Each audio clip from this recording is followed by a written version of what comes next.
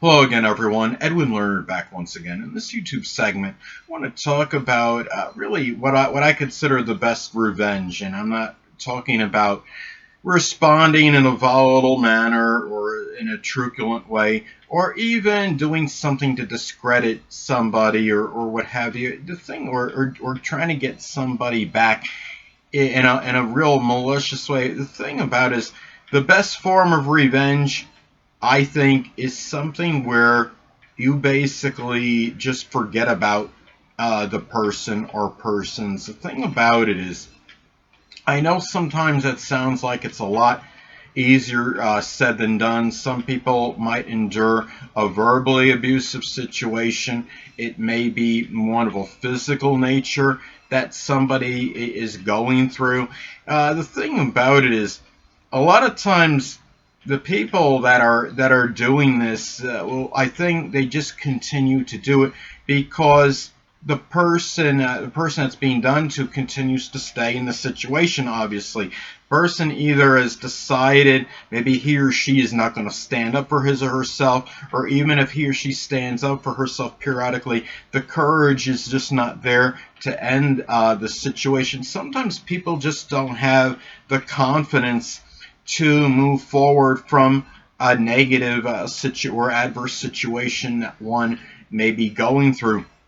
A lot of times we as humans, we stay in situations with people that are detrimental to us because sometimes we just might not feel that we could find anybody else, whether it's a platonic or romantic situation. But the thing about it is, the longer you let something like it go on, where you're enduring negativity from somebody, and whether it's somebody picking at you for something little or whatever it might be, or whether it's a physical situation, what it comes down to is having the confidence to move forward and say enough is enough. I don't deserve it. I'm a good person. I don't deserve this kind of treatment anymore.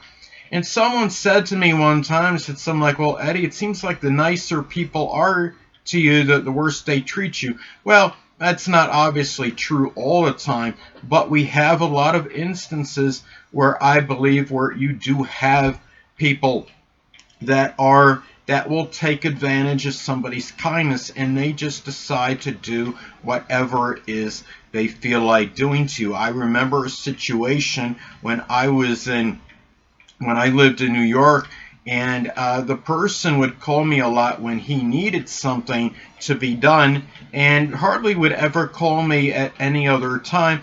And I had to deal with, certain derisive remarks from him and criticism. Yes, I fought back, and I said my piece a lot to him. But the thing about it was a contentious. I don't know if I'd call it a contentious friendship, but I don't really know if that was really much of a friendship. It was more like a usership, is what I would label that. But the thing about it is, once I left New York, I never heard from this person. And the thing about it is, what I did one day is I wrote him on Facebook, and I gave him basically a piece of my mind, and I promptly blocked him after that. The thing about it is, sometimes what happens is, I think when we dissolve a connection with somebody, we have time to think about it, and what it is we really understand, what was actually going on during that time. We might, I think, at times we're about delusion and self-deception. We go through a connection, whether it's a platonic friendship or it's a romantic relationship, and we try to make excuses for the people a lot that are being mean to us. We act like, oh, maybe the person's temperamental, maybe he or she is simply having a bad day. So we go through our denial process.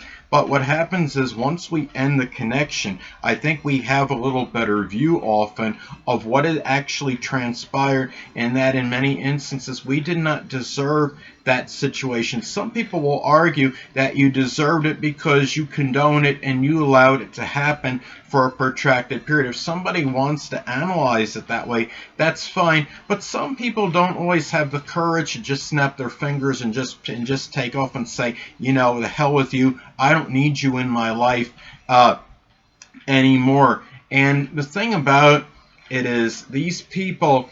And I think what I don't understand is that some of these people that are the instigators, the ones that you eventually may have to get away from, that they delude themselves in a way, because what happens is they try to justify and rationalize their actions. They may say something like, "Oh, you're too sensitive. Oh, it's your fault." I mean, what's the person going to say if he hits somebody with a blunt object? Are they going to say, "Well, it's the other person's fault because their head was in the way"? I mean, please, it's like there are people that are like that, unfortunately.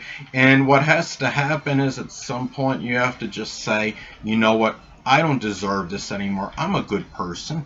I'm not one that did anything to this person but except be a loyal and steadfast friend." And the thing about it is, I'll notice that a lot of times those are the people that are treated the worst for those reasons. Sometimes it's because if you are a nice person, you are somebody that has a good disposition, you're going to be put yourself a little more at risk because those people are going to try to take advantage of that. I think there's a stereotype, and there's a comment, I don't know if you would call it a misconception or misperception or both, that a kind person automatically it means they're weak. No, we know most people understand that someone has a kind disposition, a good temperament, doesn't mean they're going to be weak. Now, some people that might be kind and benevolent could be weak as well. There might be some people like that, but just because a person's kind and benevolent doesn't mean they're automatically weak. But we have to remember that sometimes and whether the person is weak or not, they have to find the strength of character to say, "Okay, enough is enough. I'm seizing this. I'm putting this to an end. I'm going to control things now. I'm going to control what kind of abuse that I'm not going to take, basically, instead of enduring it." Because sometimes it's just about having the confidence to say, "Enough is enough." There's plenty of people out there. I'm sure there are a number of people that are in physically abusive situations. We have domestic situations going on now, and I'm sure there might even be a greater surge in proliferation of it. Sadly, due to the coronavirus, you may ask, well, what does the coronavirus have to do with this? Well, the fact is, the coronavirus itself, I know, doesn't cause domestic violence or abuse, but what happens is the coronavirus has made people collectively more insulated, more isolated on average, and you have the confinement where the familiarity breeds contempt theory can come into play, and you have more people that are together, that are in closer proximity more frequently now, as opposed to going to work. You may have more people that are staying at home, and then if you have a situation that's a volatile situation between a couple, it can have a propensity to escalate now because of that. And it's something to really remember and keep in mind at this time, people. And the thing about it is, if you think that somebody's just going to change your demeanor and they're going to say, well, "Oh, they're just gonna turn the coin. They're just gonna flip this script. They're gonna all of a sudden, instantaneously, be a different person than they're not." Well, that's not going. We obviously are living in the twilight zone and in dreamland if we think that person is just going to make a change. And generally what the person has to do, they have to actually, of course, acknowledge that there is a problem with them before they can change. We're not going to generally be able to make people change. We could always issue an ultimatum and say, "Well, if you don't get such and such, you don't get anger management, I'm going to terminate our friendship." That's fine, and you can do it. You could do something like that, and sometimes you may be able to make the person feel compelled to make a change, but ultimately we do understand that the change has to come from within, that the person has to really want it. We shouldn't have to, excuse me, shouldn't have to say something to get the person to make a change in themselves.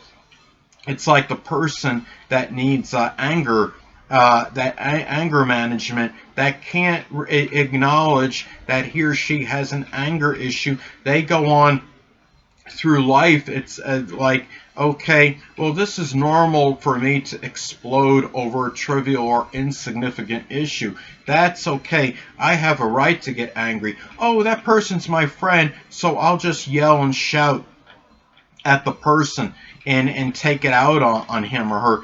No, that's not right. What you do is you go and you acknowledge the problem. In that example, you get anger management, and you don't just staying the same and trying to blame things on somebody else for your actions. That is just completely erroneous and wrong. And people, again, it goes to the denial thing, the fact that there are people that do have issues out there that will not simply acknowledge it, and they just keep going through life thinking, well, maybe I'll be able to do something about it. Oh, I just have an occasional outburst. There is something called, I don't know if any of you have heard of it.